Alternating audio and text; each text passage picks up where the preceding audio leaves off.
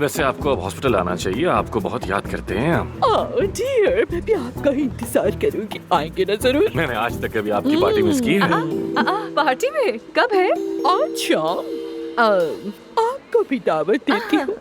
हाँ, एफसन को दरअसल ऐसी पार्टियों वार्टियों का शौक ही नहीं। अरे बिल्कुल नहीं, मैं अभी इस्तांबुल आई हूँ और नए दोस्त बनाने की तलाश में हूँ। तो तुम दोस्त बनाना चाहती हो? दोस्त बनाने के लिए मुझसे बेहतर कोई नहीं मिलेगा तुम्हें। तो फिर मैं तुम्हारा इंतजार करूंगी आज शाम को साहिली घर पर 7 बजे। मुझे तो दावत नहीं मिली। अच्छा बस। खुदा हाफिज। खुदा हाफिज।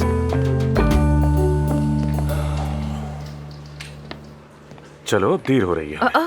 खुद यहाँ पर खड़े होकर 1 घंटे से बातें कर रहे हो और हमें कह रहे कि देर करते हैं। ड्रामे पास कहीं का। ये हर वक्त क्यों गुस्सा करती रहती है मुझ पे? समझ जाओगे।